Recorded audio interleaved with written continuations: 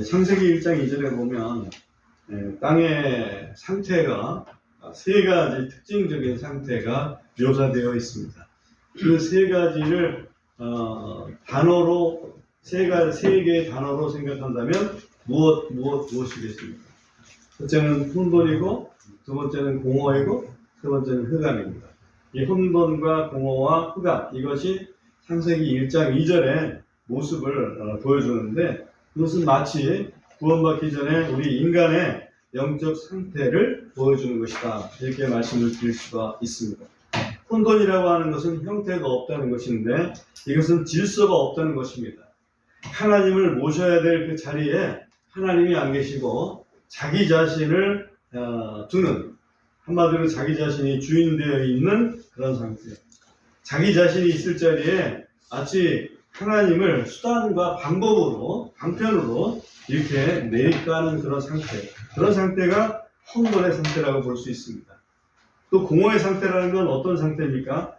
텅 비어 있다는 거죠. 무엇이 있어야 되는데 있어야 될 것들이 없는 그런 상태입니다. 믿음이 있어야 되는데 믿음이 없습니다. 사랑이 있어야 되는데 사랑도 없습니다. 소망이 있어야 되는데 소망도 없습니다. 그런 그 텅 빈 상태, 그것이 공허죠. 또한 흑암은 어떤 상태입니까? 흑암은 길을 알지 못하는 그런 상태입니다. 어디서 와서 무엇을 하다가 어디로 가는 것이 인생인지 알지 못하는 그런 상태. 그런 상태가 흑암의 상태입니다. 실상 우리 인류를 그렇게 만든 영적 존재가 있습니다. 누굽니까? 마귀죠. 그렇습니까? 우리가 물론 잘못했습니다. 우리의 욕심이 잘못했습니다.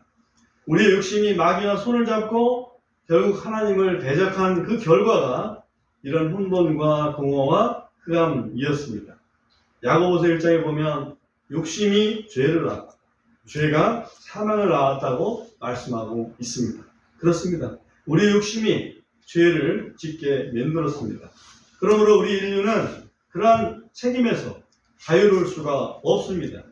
근데 그러한 인류를 구원하시려고 하나님은 독생자 예수 그리스도를 이 땅에 보내주셨고, 예수 그리스도께서는 그 인류의 죄를 그 책임 대신 지시려고 십자가를 지셨습니다. 이것을 뭐라고 그럽니까? 대속이라고 그러죠? 요즘에 어떤 정치인은 그 대속이라는 단어를 사용해가지고 어떤 세간의 이목을 집중시키기도 했습니다. 자기 자신이 남을 대신해서 감옥에 살고 있다, 이제 그 얘기죠. 여러분, 주님의 대속은 그런 정도가 아닙니다. 그죠? 우리의 죄악을 온전히 감당하시고 우리가 하나님 앞에 당당히 설 수 있는, 우리 스스로 구원받을 수 없었지만 우리 예수님의 대속을 통해서 우리가 하나님 앞에 설 수 있는 그런 존재로 맺는 것, 그게 대속이죠. 그죠? 감방 대신 가는 게 대속이 아닙니다. 하나님께서 그 우리의 모든 죄를 용서해 주신 그 증표를 하나 주셨는데, 그 증표가 뭡니까? 성령님이시죠. 성령으로 우리를 인치셨다 말씀하시죠. 네, 그게 증표가 성령님입니다. 그 성령님으로 말미암아 우리는 하나님의 자녀로 거듭나게 된 거죠. 그래서 우리는 영적인 백성이 되었습니다. 세상에는 영적인 백성과 육적인 백성이 있습니다. 성경은 그렇게 분명히 말씀하고 있어요. 고린도전서 2장에서 그렇게 말씀하고 있습니다. 우리는 영적인 백성이 되었습니다. 여러분, 혹시 예수님이 하나님의 아들 그리스도이심을 믿습니까? 그렇죠? 예수님이 당신의 죄값을 지불하셨다는 사실을 믿습니까? 그렇죠? 근데 그것을 깨닫게 하시는 분, 우리에게 예수님이 그리스도라는 것을 알게 해주시는 분, 그분이 누굽니까? 그분이 성령님이시죠. 고린도전서 12장에서 그렇게 분명히 말씀을 해주고 계십니다. 그리고 우리를 거듭나게 해주시는 분, 그분도 성령님이시고요. 우리 속에 내주하신 분, 그분도 성령님이십니다. 그 성령님이 바로 오늘 우리의 주제인 풍성한 생명의 원천이시다. 이것을 오늘 말씀을 좀 드리고자 하는 것입니다. 오늘 본문 말씀을 좀 보면서 이 말씀의 뜻을 좀 이해를 해보겠습니다. 3절에 보면 본래의 우리 모습을 보여줍니다. 여러분 3절 한번 보십시오. 이는 우리 자신도 한때는 이렇게 했는데, 한때는 이 말은 우리가 예수 믿기 전에는 그런 뜻입니다. 우리가 한때는 어리석고 불순종하며 속임당하고 여러 가지 정욕들과 쾌락들을 섬기며 악의와 시기 속에 살고 미움에 차서 서로를 미워하였기 때문이라. 여기 보면 우리의 상태를 7가지 상태로 표현을 해주고 있습니다. 그 중에 첫 번째 상태가 어리석음입니다. 우리는 한때 어리석었다. 어리석었다는 걸 깨달을 때면 이미 그는 이제 믿음이 생긴 거예요. 어리석었다는 것을 생각하기 전에는, 인정하기 전에는 본인이 가장 뭐하다고 생각할까요? 똑똑하다 생각합니다. 누가 무슨 말을 해도 아무리 훌륭한 사람이 얘기를 해도, 훌륭한 목사가 얘기를 해줘도 그건 뭐 목사님 생각이시고 저는 제 나름대로 생각이 있습니다. 거기까지만 내가 듣겠습니다. 이렇게 많이 얘기하죠. 왜? 본인이 제일 똑똑하니까.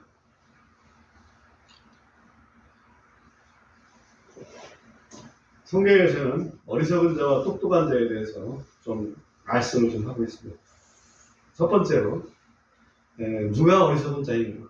시편 14편 1절을 보시겠습니다.14편 1절을 보면 어리석은 자는 자기의 마음 속에서 이르기를 하나님은 없다 하였도다.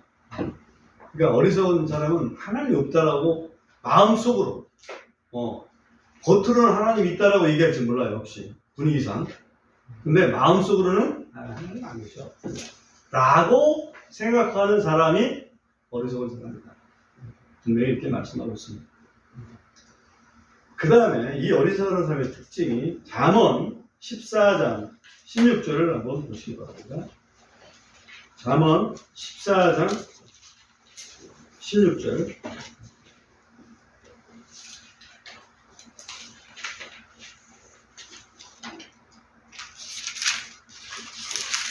거기 보면 지혜로운 자는 두려워하여 악을 떠나거니와 어리석은 자는 경노하며 자만하느니라 라고 되어 있죠. 근데 자만하느니라를 영어로 한번 잠깐 보시면 거기에 끝에 보면 confident라는 단어를 쓰고 있습니다. confident라는 뜻을 여러분 아시는 분은 아시겠지만 confident라는 얘기는 확신을 얘기하는 거거든요. 자기 확신이죠. 한마디로 여기 보면 어리석은 자는 자기 확신한다는 얘기예요. 남들이 뭐라고 해도 아니야, 나는 그렇게 생각 안 해. 하나님이 뭐 계신다고? 나는 그렇게 생각 안 해. 하나님 안 계셔. 하나님 계시면 뭐 이런 일이 있겠어, 세상 천지에. 자기 확신 속에서 가는 사람이 바로 어리석은 사람이다 라고 분명히 말씀하고 있습니다. 여러분은 어떤 속에서 거하십니까? 자기 확신 속에서 삽니까? 나는 말씀에 대한 확신 속에서 살아갑니다. 우리 그리스도인들은 자기 확신을 버려야 돼요. 하나님 말씀에 대한 확신 가지고 살아야 됩니다. 무슨 얘기인지 아시겠죠? 성경이 얘기하는 거 제가 얘기하는 게 아니고 자기 확신 속에서 살아가는 사람들에 대해서는 하나님께서 어떤 말씀하시는지 이사야서 5장 21절 보겠습니다. 제가 이 어리석음에 대해서 조금 강조를 하고 있습니다. 이사야서 5장 21절 말씀 한번 찾아보겠습니다. 이거 한번 같이 읽어보겠습니다. 이사야서 5장 21절 찾으셨으면 같이 공독해 보겠습니다. 시작. 자기를 지었고 자기 보기에 슬기롭다 하는 자들에게 화가 있을지어다. 뭐가 있어요? 화가 있을지어다. 화는 다른 말로 한다면 징계, 그죠? 저주까지도 가능하죠? 스스로 제일 똑똑하다고 생각하는 어리석은 사람에게 화가 있다. 하나님께서는 그렇게 말씀하고 계십니다. 자, 우리 다시 이제 본문으로 돌아가서 어리석음은 충분히 이해가 됐으니까 기도서 3장 3절에 보면 우리 자신도 한때는 어리석었다. 불순종했습니다. 뭐에 불순종할까요? 하나님께서 회개하고 복음을 믿으라 그랬더니 그거 불순종합니다. 속임 당합니다. 예수님께서 내가 진리라고 그랬더니 마귀가 아니야 라고 하니까 속아 넘어갔습니다. 예수님을 진리라고 생각하지 않아요. 여러 가지 정욕들과 쾌락들을 섬긴다는 얘기는 종로를 탄다는 얘기입니다. 그러니까 정욕이 이끄는 대로, 쾌락이 이끄는 대로 가서 거기에 이끌려서 사는 것. 이것이 우리의 옛날의 모습이다. 악의와 시기 속에 살고 마음 자체가 악한 생각을 갖고 있는 거죠. 시기심으로 가득 찹니다. 남들이 잘 되는 꼴을 못 봅니다. 그게 우리의 본 모습입니다. 또 미움에 차서 미움이 가득 찹니다. 왜 미움이 가득 차야 되죠? 참 이해가 안 되지만 괜히 사람들 미워하는 거죠. 미워한 적도 없는데 내가 그 사람 나를 미워합니다. 심지어 이제는 서로를 미워합니다. 나는 분명히 미워하지 않는다고 생각하는데 나중에 보니까 서로 미워하고 있는 그런 형국. 그게 우리 이전의 모습이다. 예수 믿기 전의 모습이다. 현재는 그럼 어떨까? 4절 한번 보십시오. 4절 보면 그러나 라고 되어 있죠. 그러나 사람을 향한 우리 구주 하나님의 친절과 사랑이 나타난 후에 사람을 향한 우리 구주 하나님을 우리 구주라고 그랬죠? 우리 구주 예수님 그건 많이 들어봤는데 하나님 우리 구주 하나님 많이 안 들어봤죠? 하나님은 삼위일체 하나님입니다. 아버지도 우리의 구주고 예수님도 우리의 구주고 성령님도 우리 구주예요. 하나님은 한 분이십니다. 이해되시나요? 그래서 우리 구주 하나님, 이것도 틀린 말씀이 아니다는 얘기를 말씀을 좀 드리고요. 우리 구주 하나님의 친절과 사랑이 나타난 후에 우리가 달라졌다. 그 얘기예요. 친절이 뭘까? 친절이 뭘까? 개역 한글에는 뭘로 되어 있나 하니까 자비라고 되어 있어요. 하나님의 자비와 사랑. 좀 더 그럴 수 있어요. 영어로는 kindness, 친절, kindness, 친절이라고 번역하는 게 통상적이죠. 좀 이해가 안 됩니다. 하나님이 친절해서 우리를 구원하셨다는 얘기예요. 헬러 원어를 보니까 크레스토테스라고 해서 크레스토테스라는 말은 어떤 의미일까 라고 보니까 최적의 친절, 이게 친절은 친절이야. 최적의, 우리한테 딱 맞는 친절, 그게 이제 최적의 친절이에요. 그래서 제가 가지고 있는 그 카피 본이 하나가 뭐가 있냐면 옛날에 선교사가 중국에 와서 한자로 킹제임스 영어 성경을 번역한 그 책이 있어요. 그게 이제 모리슨이라고 하는 선교사가 번역한 책인데 그거는 1800년대 초에 그렇게 번역을 해놓은 거기 때문에 한자로만 쭉 되어 있는 거예요. 엄청나게 오래된 거죠. 근데 어느 미국인인지 그분이 이제 그걸 다 카피를 떠가지고 인터넷에 올려놨어요. 근데 그거를 오래전에 그걸 발견하고 그걸 일단은 받아놨습니다. 그 올려놓은 분이 뭐냐면 혹시나 누군가가 그래도 연구할 사람이 있을까 해가지고 올려놓는다 이런 표현을 써놨어요. 그래서 그 혹시나가 나일 수도 있다. 그래서 그거를 이렇게 가끔씩 한자로 돼 있으니까 어느 정도는 닿잖아요. 그래서 거기에 보니까 친절과 사랑 이거를 두 글자로 인자 그렇게 써놨어요. 인자. 어질인자 자비로울 자잖아요. 어질다라고 써놨어요. kindness를 어질다라고. 킹제임스 영어 성경을 가지고 번역을 한 거니까 그 우리 동양적인 사고는 그게 어질인자구나. 어질다라는 말은 무슨 뜻이냐면 너그럽고 선하다 이런 뜻이 있어요. 우리 요즘 말로 한다면 좀 관용, 관대 이런 의미죠. 그래서 하나님께서 관용을 베푸셔서 너그럽게 우리를 용서하시는 마음, 그 다음에 그 사랑, 이것 때문에 우리를 구원하셨구나 이런 생각이 들었습니다. 그래서 그 모리슨 역이 제가 이 개념을 이해하는데 상당히 도움이 되더라고요. 그러니까 카인드네스다 그러면 친절 이렇게 번역이 되어 있지만 이 근본적에서 영어로는 kindness 그래서 제대로 번역을 한 거예요. 그렇지만 그 의미상으로는 어짓 인자를 좀 생각을 하십사. 이렇게 여러분에게 좀 부탁을 드리겠습니다. 5절 보시겠습니다.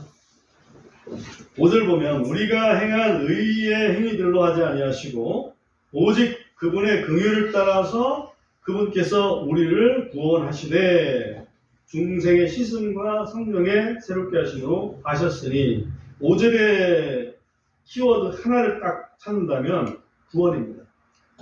중간에 보면 우리를 구원하시되 그죠?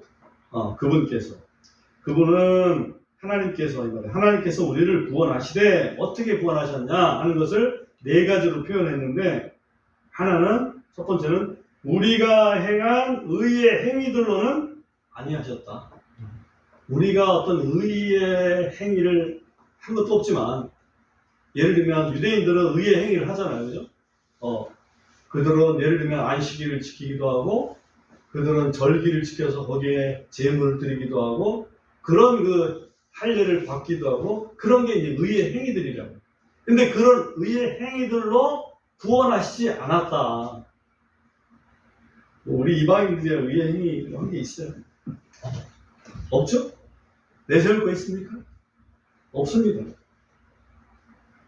하지도 않았고. 근데 의의 행위들로 아니하고 오직 그분의 긍휼, 하나님의 긍휼을 따라서 하셨다. 아까 얘기했던 인자죠. 그죠? 긍휼을 따라서 하셨다. 그 다음에 세 번째 표현이 우리를 구원하시되 중생의 씻음으로 하셨다. 그 다음에 성령님의 새롭게 하심으로 하셨다. 이건데 중생의 씻음이라는 부분에 대해서 조금 더 설명을 좀 드리고자 합니다. 여기에 강조점은 중생이 아니라 사실은 씻음에 있습니다. 이걸 참고로 우선 아시기 바랍니다. 중생이라는 말이 영어로 보면 regeneration. 그러니까 거듭남하고 이런 그 같은 의미로 쓰이는 영어 단어예요. regeneration, 중생이라는 말이. 그런데 성경에 이 중생이라는 단어가 딱 두 군데 등장합니다. 두 군데만 등장합니다. 하나는 여기에 등장하고 또 하나는 마태복음 19장 28절에 등장을 해요. 새로운 것을 여러분이 발견할 수 있을 겁니다. 마태복음 19장 28절을 한번 써보시기 바랍니다.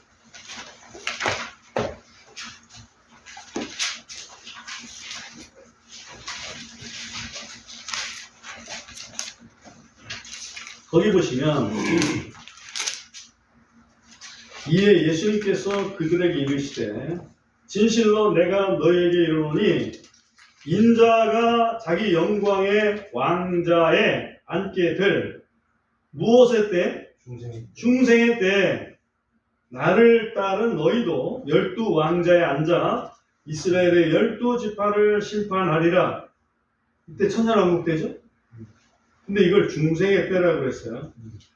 영어에 정말 이게 리제너레이션이라고 돼 있나 이렇게 찾아보니까 그 옆에 보니까 리제너레이션 딱 써 있어요. 그러니까 리제너레이션이라는 중생이 이 마태복음 19장 28절하고 디도서 3장 5절하고 딱 두 군데 나온다. 여기 중생은 뭐예요? 이 거듭남의 때인가? 그렇게 볼 수 없죠. 그 의미상으로는 거듭중자예요. 거듭중자. 맞아요. 거듭중자. 그러면 예수님께서 중생의 때라고 얘기한 것은 어떤 때를 얘기할까? 주님께서 다시 오셔서 이 세상을 뭐 할 때? 새롭게 하실 때. 그래서 어떤 의미에서는 개역 한글이 세상이 새롭게 되어 이렇게 표현을 했어요. 그러니까 의미상으로 보면 맞아요. 그리고 근본역하고 경합을 이루는 그런 하나의 번역이 표준역인데 표준역에서는 재생의 때 이렇게 번역해놨어요. 이걸 재생의 때. 그리고 한글 킹제임스 거기에는 새 세대에 이렇게 번역을 해놨어요. 같은 리제너레이션인데 우리 근본역은 여기도 중생 저기도 중생 딱 써놨어요. 그래서 번역은 정확하게 하신 거예요. 아마도 이걸 번역을 이렇게 해놔야 연구가 되고 여기에 무슨 중생이야? 예수님께서 중생했대. 이게 무슨 중생이지? 연구할 수 있을 거 아니에요, 그죠? 정직하게 했기 때문에. 그래서 이 근본역은 나름 정직한 번역은 분명하다. 정직한 번역. 아까 봤던 모리슨 역에는 어떻게 되어 있나 제가 찾아봤어요. 모리슨. 그랬더니 거기서는 표준역에 쓴 재생이라는 거를 썼더라고요. 그래서 나름 또 그럼 재생이라고 썼어. 그럼 디도서 3장을 어떻게 표현했지? 그랬더니 거기서는 부생이라고 써놨어요. 부활할 때 부자 있잖아요. 다시 부자. 부활할 때 부자, 부생. 그렇게 써놨어요. 그래서 같은 리제너레이션이지만 뜻에 따라서 단어 선택을 좀 달리 할 수 있구나. 그렇죠. 번역이라는 게 우리의 그 문화, 우리의 정서, 우리의 이해 수준 이런 거에 맞아야 되잖아요. 그래야 그 번역의 효과가 있잖아. 그래서 그런 의미에 보면 참 모리슨이라는 분이 앞서서 정말 아무도 그런 한자로 번역하기 전에 1800년대 초에 그렇게 번역을 해놨어요. 그때는 또 의미가 달랐던 게 뭐냐면 1881년도인가요? 그때 비평역이라는 게 등장을 하잖아요. 킹제임스 영어 성경을 이거 원본이 꼭 이게 맞는 것 같지 않다. 조금 여러 본문을 보니까 좀 개선돼야 될 점이 있다. 그래서 나온 게 비평 본문이에요. 근데 그 비평 본문을 중심으로 해서 번역이 된 한글 성경이 개역 한글이라고. 그러니까 어떤 의미에서는 개역 한글이 그 성경 역사로 보면 버전 업이 된 거예요. 근데 나중에 보니까 그 비평 본문에는 여러 가지 좀 문제가 좀 있다. 그렇게 이제 성경 학자들이 연구를 해낸 거죠. 그래서 가장 그래도 권위가 있는 영어 번역 성경은 킹제임스 영어 성경이다. 이렇게 이제 이해를 하고 넘어가게 됩니다. 번역은 완벽할 수 없습니다. 제가 말씀드리지만 번역은 완벽할 수 없다. 원본이 완벽한 거지. 근데 원본이 지금 어디 찾아갈 길이 없잖아. 그러니까 그거를 완벽하다고 믿는데, 그러나 성령께서 깨닫게 해주시는 부분이 분명히 있을 거다. 잘 찾아보면 깊이 연구를 해봐라. 사도 바울도 디모데한테도 깊이 생각을 해보고 연구해보고 하라고 얘기를 합니다. 아무튼 이 중생이라는 의미는 제가 거듭남이라는 의미보다도 새롭게 된다는 그 의미가 더 크다 하는 것을 여러분 기억해 주시고, 그래서 중생의 씻음이라는 게, 씻음이라는 말 자체가 물로 씻는 것을 얘기하잖아요. 물로 씻든지 아니면 예수님의 피로 씻든지 죄사함을 통해서 우리가 새롭게 되는 거 아니에요? 새롭게 된다고. 그 새롭게 되는 것에 초점을 둬야만 이것을 제대로 이해할 수 있다. 강조를 드리는 거예요. 다시 한번 디도서 3장 5절을 한번 보십시오. 우리가 행한 의의 행위들로 하지 아니하시고 오직 그분의 긍휼을 따라서 그분께서 우리를 구원하시되, 구원이 초점입니다. 중생의 씻음과, 그러니까 씻음에 초점을 두면 우리를 새롭게 하시는 거죠. 뭘로? 그리스도의 보혈로 우리 죄를 다 씻어주셨잖아요. 그리고 성령님의 새롭게 하심으로 하셨으니, 그러니까 우리를 씻기만 하는 게 아니라 죄 용서만 하는 게 아니라 우리를 하나님의 자녀로 거듭날 수 있도록 성령을 보내주신 거예요. 그 사건 두 가지는 동시에 일어날까요? 아니면 세월이 지난 다음에 일어날까요? 동시에 일어나죠. 우리가 죄를 회개하는 순간, 예수님을 믿는 순간, 회개와 믿음의 그 순간이 동시에 일어나는 거지. 그게 회개는 30년 전에 하고 믿음은 30년 후에 하고 그런 게 어디 있습니까? 예수님께서 우리의 죄를 위해서 십자가에서 대속해 주셨다는 사실을 우리가 믿고 예수님을 구주로 영접하는 순간 성령님께서 우리 속에 들어와 주시잖아요. 그죠? 우리를 거듭나게 해주시잖아요. 바로 이것을 얘기하는 거예요. 과거하고는 이제 달라진 거죠. 과거는 달라졌습니다. 과거에는 성령님이 우리 속에 계시지 못하잖아. 그래서 그거를 육적인 인간이라고 하는 거예요. 육적인 백성이다 얘기하는 거예요. 성령님이 들으시면 우리는 영적인 백성으로 됐다. 영적인 사람이 됐다. 이렇게 성경은 표현을 해주는 겁니다. 성령님으로 새롭게 됐다.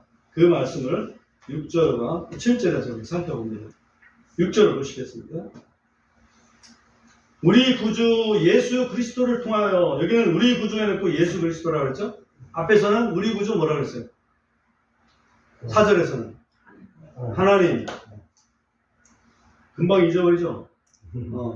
우리 구주, 여기는 예수 그리스도를 통하여 그분께서 우리 위에 성령님을 풍성히 부어주신 것이요. 풍성히 부어주셨어요. 풍성히 부어주셨다는 거에 저는 하나님의 은혜를 느낍니다. 우리를 만약에 땅이라고 생각해보자고요. 성령님을 비라고 생각한다면 비를 땅에다가 풍성히 부어 내려주시면 땅이 비로 말미암아 흡족할 거 아니에요? 그러면 거기에 뭔가 생명이 있다 그러면 그 생명을 싹 틔우기에 충분하겠죠. 아하. 우리 마음에 흡족히 성령님을 부어주셨다는 얘기는 누구든지 믿음으로 주님을 고백하기만 한다면, 그죠? 다른 거 따지지도 않고 묻지도 않고 정말 주님을 고백하기만 한다면 우리 주님께서는 우리에게 성령을 부어주시고 우리에게 거듭나게 하시고 성령께서 내주하시도록 그러한 흡족함이 이미 되어 있구나. 에스겔서에 보면 마지막 때에 예루살렘에서 그 성전에서 강물이 흘러나옵니다. 생명 강물이 흘러나와서 그것이 이루는 곳마다 죽었던 그런 대지가 살아나는 그런 광경을 말씀하고 있어요. 그 강물이 닿는 곳마다 모든 것이 살아난다 이거죠.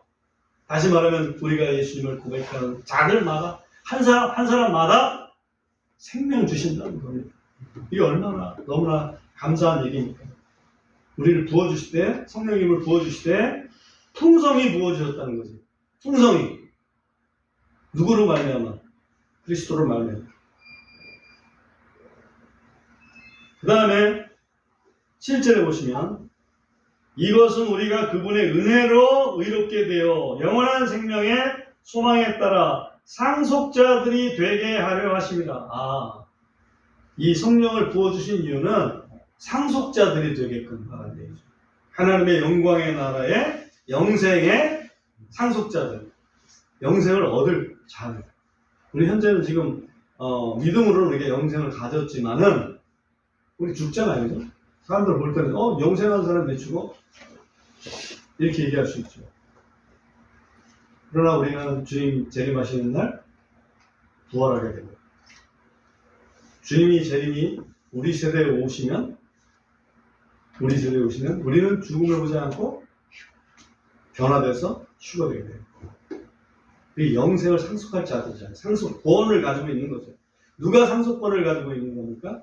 우리 속에 성령님이 거하시는 자들. 그게 성령의 새롭게 합니다. 그래서 우리 주님께서는 우리를 의롭게 해주시고 또 우리를 영생의 상속자 되게 해주시려고 그 증표로 우리에게 성령님을 보내주셨다. 이 말씀을 지금 여기서 하는 거예요. 그럼 우리가 좀 새로워져야 될 거 아니에요. 새로운 삶은 8절에 한번 보십시오. 8절. 이것은 신실한 말이요 또 내가 이것들을 끊임없이 확언하기를 원하노니 이것은 하나님을 믿은 그들 속에는 우리가 포함됩니까 안 됩니까? 포함되죠? 하나님을 믿은 우리들이 선한 일들을 지속하는 데 주의를 기울이게 하려 합니다. 우리가 이제는 구원 받았으니까 하나님 백성 됐으니까 선한 일들을 해라 이 말이에요. 그죠? 지속적으로 할 가치가 있다. 그 얘기를 하는 겁니다. 이것들은 선하면 사람들에게 유익하도다. 그럼 선한 일들이란 무엇일까? 3절 거꾸로 보면 됩니다.